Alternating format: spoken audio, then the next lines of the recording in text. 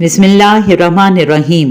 ये वीडियो कुरान मजीद की सूरतों के तारुफ के सिलसिले में सूरह नंबर 34 सूरह सबा के तारुफ पर मबनी है। सूरह सबा का आगाज कलमा हम्द अल्हम्दुलिल्लाह से हो रहा है, जबकि इसके बाद की सूरत यानी सूरह फातिर भी इसी कलमा से शुरू होती है। इस ज़िमन में एक अहम बात ये नोट कर लीजिए कि कुरान के आगाज़ में सूरह अल-फातिहा अल्हम्दुलिल्लाह से शुरू होती है और इसके बाद तकरीबन 7-8 पारों के फसल से एक ऐसी सूरह आती है जिसका आगाज अल्हम्दुलिल्लाह से होता है। जैसा कि 7वें पारे में सूरह अल-अनाम का आगाज इन अल्फाज से होता है, अल्हम्दुलिल्लाहिल्लज़ी खलक़स समावाति वल अर्द।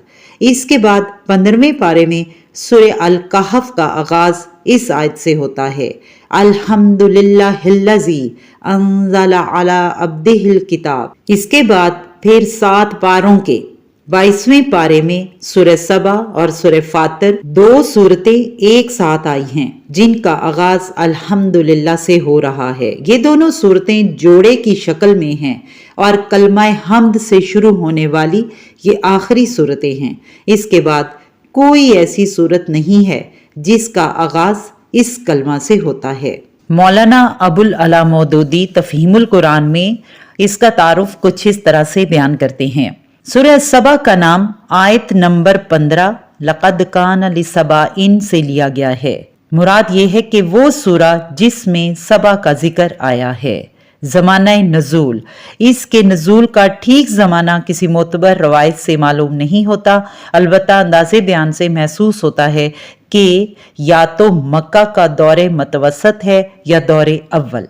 अगर दौरे मतवसत है तो गालिबन इसका इब्तदाई ज़माना है, जबकि जुल्म सितम की शिद्दत शुरू ना हुई थी और अभी सिर्फ तज़हीक, इस्तेज़ा, झूठे इल्ज़ामात और वसवसा अंदाजों से इस्लाम की तहरीक को दबाने की कोशिश की जा रही थी। मौजू और मज़ामीन, इस सूरह में कुफार के उन एतराज़ात का जवाब दिया गया है जो वो नबी अकरम सल्लल्लाहु अलैहि वसल्लम की दावत तौहीद और आखिरत पर और ख़ुद आप सल्लल्लाहु अलैहि वसल्लम की नबूवत पर ज़्यादातर तंज़ो तमस्खुर और बेहुदा इल्ज़ामात की शक्ल में पेश करते थे। इन एतराज़ात का जवाब कहीं तो उनको नकल करके दिया गया है और कहीं तकरीर से खुद ये जाहिर हो जाता है कि ये किसी एतराज़ का जवाब है।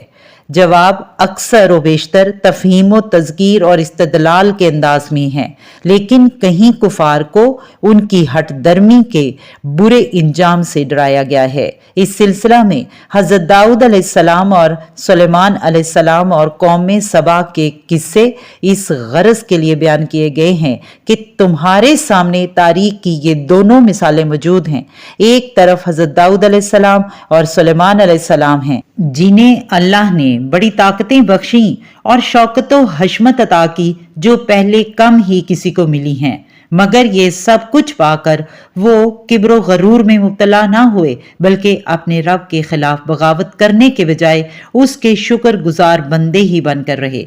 और दूसरी तरफ सबा की कौम है जिसे अल्लाह ने जब अपनी नेमतों से नवाजा तो वो भूल गई और आखिरकार इस तरह पारा हुई कि उसके बस अफसाने ही अब दुनिया में बाकी रह गए हैं।